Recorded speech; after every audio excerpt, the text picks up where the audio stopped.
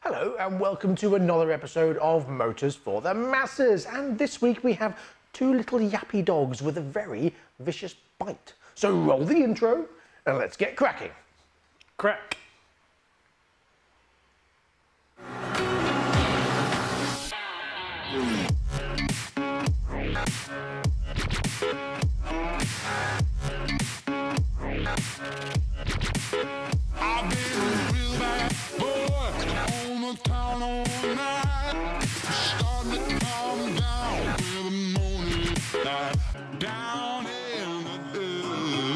So what do we have in our lineup in this head-to-head?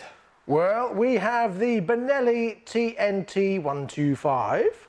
And the Sinnis Akuma 125. Brand new and all that for 2019. Absolutely. Despite their similar looks, are these bikes actually similar or are they very different underneath? Engine first.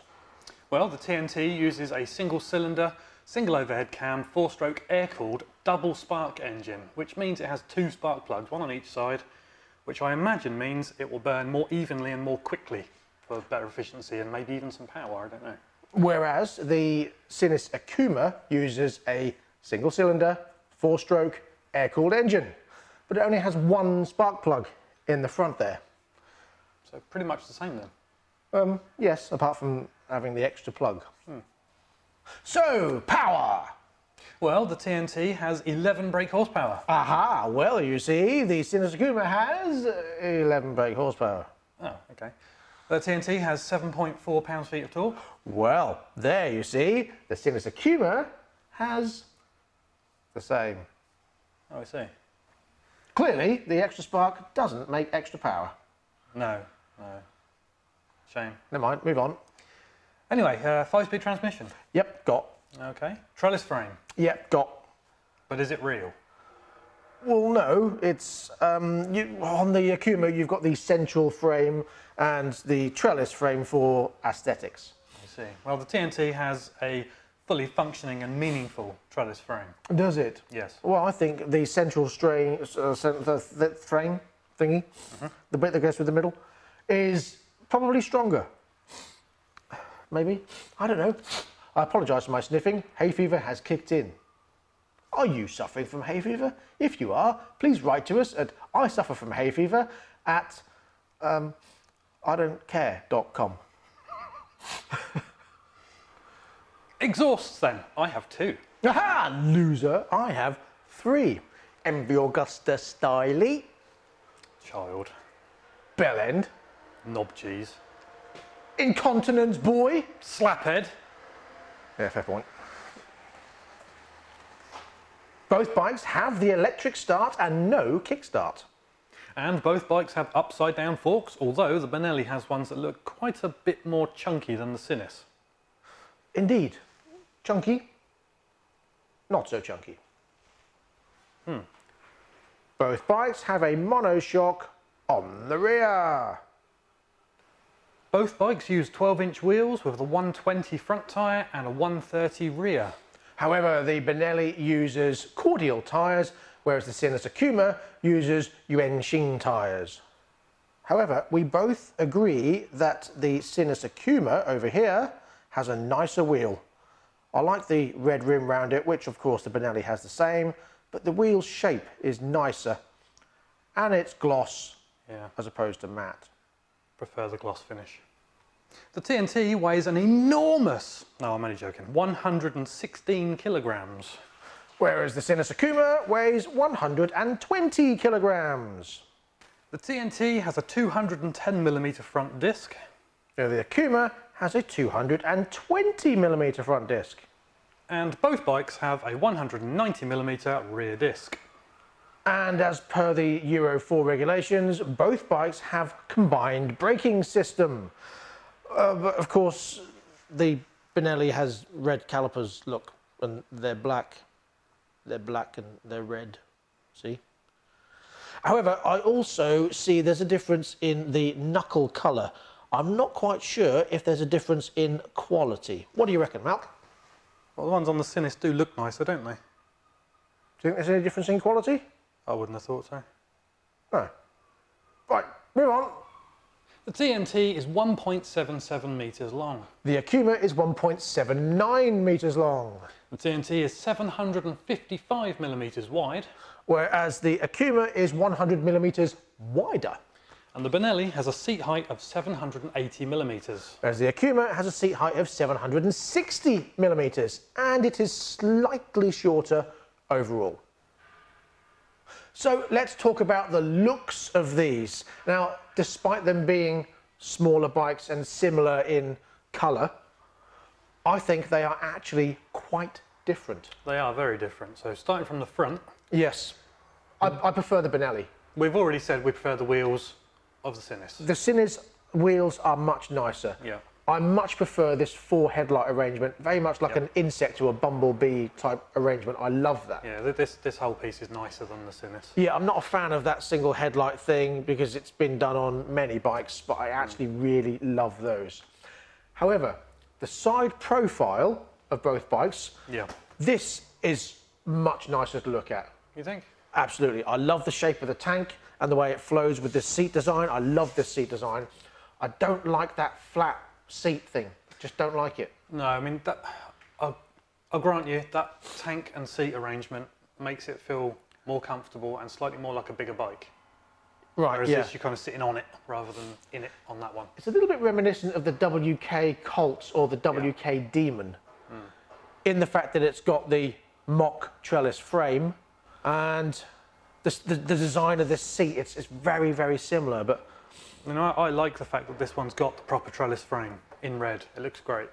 right, I mean, don't get me wrong, I like the fact that it's got something imitating it, but I much prefer it to actually function as a frame. okay. But that's all it's got, whereas this has got this and the actual frame. Well, yeah, but this just looks nicer. Okay. Exhausts. Yep. Love these triple exhausts. Superb. It's I mean, they're novel. okay. The Benelli ones are okay, but I love this triple thing. It's Yeah. fantastic. It's novel, but I think the styling and the positioning of the ones on the TNT are nicer. It's good that it's got this black casing on it because underneath that it's just a big oblong box. Yeah, there's just really not really anything special when you come to the exhausts themselves. They just look good. They do.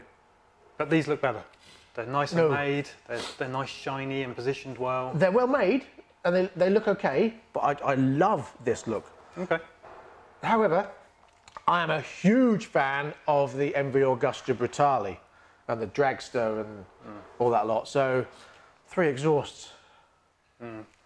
So moving on to the lights then. These lights are so much nicer than them big things. I disagree. I get these can be a little bit blingy with the shine, but I love the look of them. I think they're fantastic, and I think it really flows nicely with the tail end here. Yeah, but these ones just flow nicely with this back end. They're nice, yeah, but they're tucked in. You can't really see them.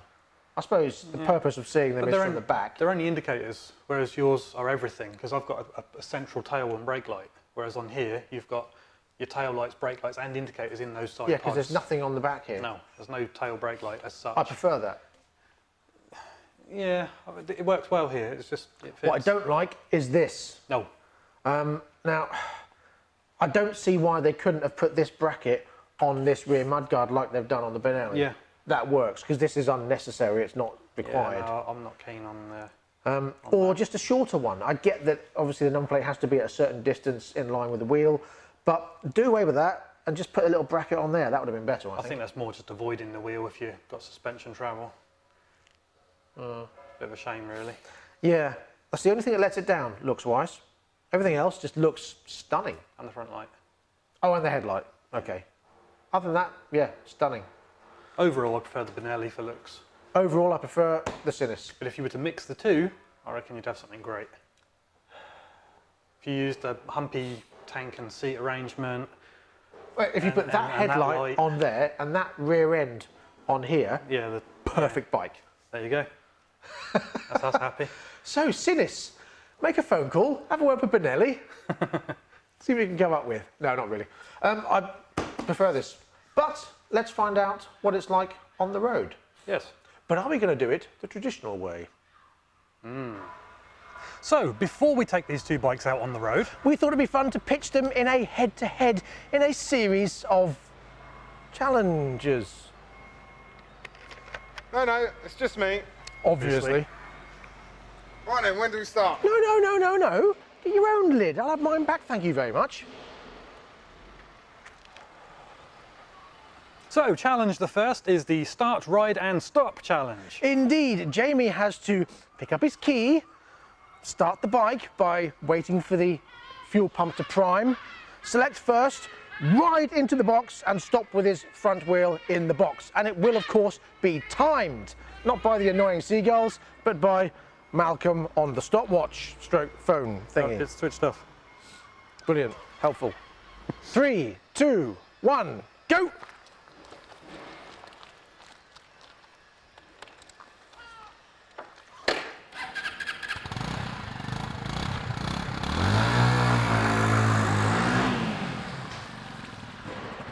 The time is 14.16 seconds.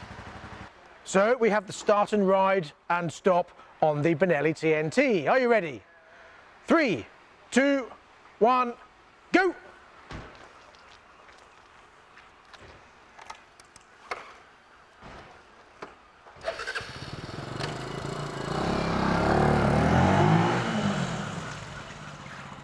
So the time for the TNT was 13.1 seconds. So that's a point for the Benelli. For the second challenge, we have the slalom course. All Jamie has to do is go through the cones, stroke paint cans, and then back through the cones and over the finish line and see which finishes first.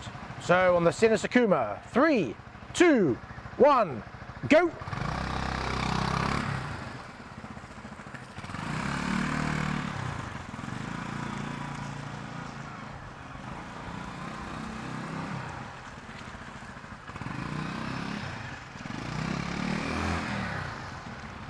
And the time for challenge 2 was 16.63 seconds. Now the Benelli TNT, 3, 2, 1, go!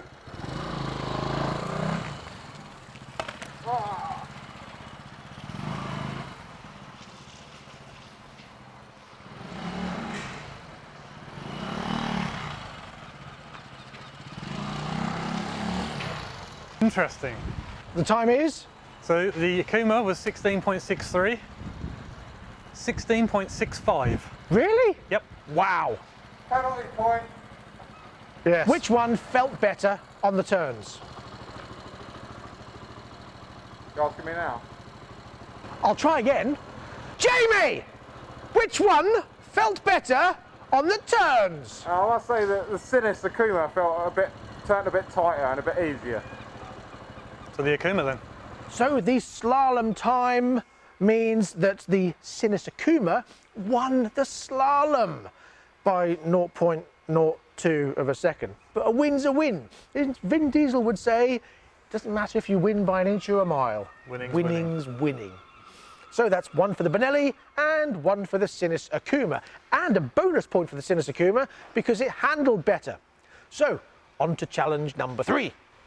So challenge 3 is the Jamie's Choice challenge. Indeed. So Jamie has to choose a bike which is best. And go. Yes. No, you're wrong. You're wrong. You're wrong. Very wrong. I win. No, you're wrong. Very wrong indeed. So we just want to point out the reason why we're using a white bike to do the racing in. That's because this bike is Chris's bike and he's already got one, so we can use that. So we haven't got to get this one prepped instead. That's it really.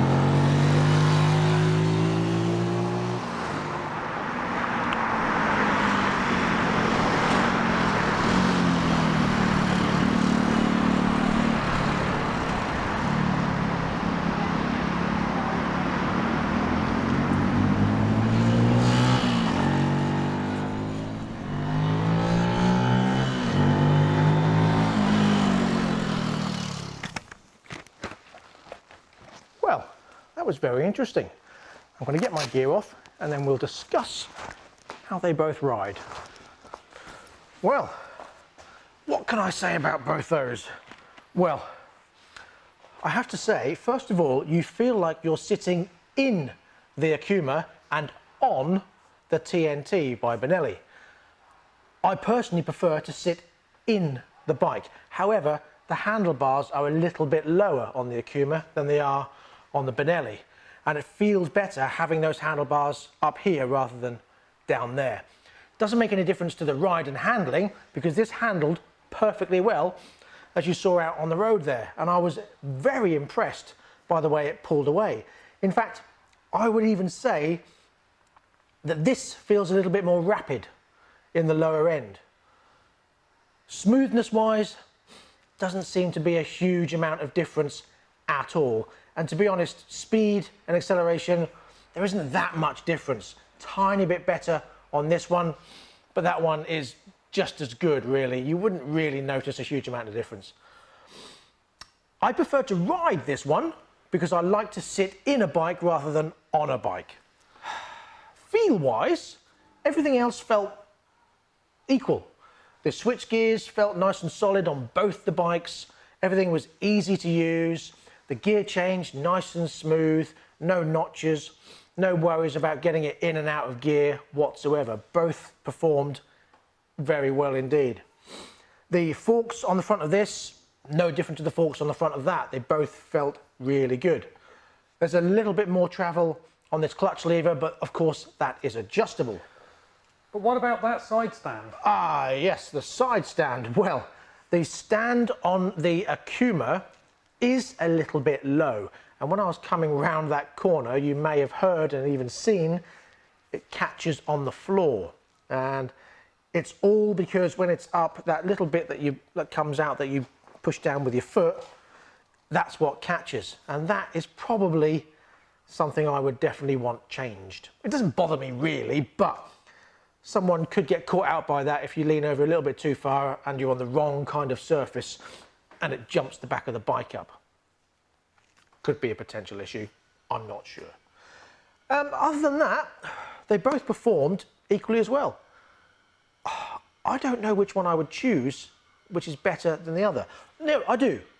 I would choose the Akuma, but that is only because you sit in it rather than on it. Other than that, nothing to choose between them. I'm with Jamie, TNT. No, he's wrong. Now, when it comes to reading the dash, the Benelli dash, when you turn it on, quite simple, very easy to read. You know where you are with it. As far as the Akuma is concerned, turn it on, just as easy. Aesthetics-wise, I prefer the look of this. It's nice and clear, nicely laid out. You've got your buttons on here as well, so you've got your mode button, which changes your trip. You've got colour as well. You've got 7 different colours for the dash, the background. It's hard to see on here, but trust me, there are. You can clear, obviously, your trip meter, and on this side you've got set, so you can set options as well. On this, you've got your 2 buttons on the side here for your trip meter and your miles per hour and kilometres. Now, that's really easy to change. I like that. Overall, functionality, both as equal. Looks-wise, for me, the Akuma wins it. Personally, I like an analog gauge. Oh, what do you know? There you go. So that brings us neatly to the pricing of these 2 bikes. The Benelli TNT, with a 2-year parts and labour warranty, on the road is just $2,299. Whereas the Sinnis Akuma, with a 2-year parts warranty, a 1-year labour warranty, and 1-year AA roadside recovery, etc., $2,099 on the road. £200 cheaper then. Yeah. So really, there's not a huge difference to choose between them, although the Sinnis is better. I'm not convinced. It looks better. No. Yes. Don't get me wrong, it's a good bike. It rides nice, it feels good, it's easy to ride, but then so is that. Oh yeah, bearing in mind, he has ridden them earlier, we just didn't put it on film. I much prefer that. I'm sorry, I really do. From this angle, looks nicer. It's just this bit I don't like. If the Benelli had the better seat, it might be better, but then I prefer the 3 exhausts on that. I do like the headlight on this, but It's all swings and roundabouts. it is. There's not a lot to choose between, really. You've both got equal amounts of pleasure and fun. That is one thing they've both got in abundance. Fun. Oh, yeah. Definitely. They ride really well, they handle nicely, they go well, speed-wise is fine, top speed, 55 to 60 miles an hour. Once the engines are run in, you're probably looking 65, possibly even 70. Yeah, Chris has told me he's had 70 easy. Yeah, Chris weighs as much as a crisp packet. So he's had 70 on his Benelli TNT. 72, I believe. Something like that, yeah. Yeah, on a private track, because it's 2 miles over the legal limit. There you go, that's covered that. Right, there you go. So there you go, we've got 2 bikes for you. Which one do you prefer? Please leave a comment in the comments section below. Maybe you have one of these, maybe you have one on order. Which one do you prefer the look of? Which one do you prefer the ride of, if you have or have tried both of them? I bet at least one person says prefer the Honda Grom. Oh, forget that. Because we're not reviewing it. No. Maybe we should. these two. If you have a Honda Grom and you live in this area, bring it down and we'll try it out. If you don't, then don't. And until next time, don't forget to click the bell, subscribe, like, share, watch all the other videos. Check out our store. Our shop. Yes. Yes, our Facebook shop where you can buy merchandise and stuff. And support us. Watches and stuff. T-shirts and hoodies and all that kind of guff. Interesting merchandise. Guff. I like the word guff. It's brilliant, isn't it? We sell guff. Yes, guff used to be a word for fart. Still is. Now it's just fair enough. Anyway. So, thank you for watching. If you're still here, if you're not, then bollocks to you. Until next time, please ride and drive carefully. But have fun. Bye-bye. Bye-bye.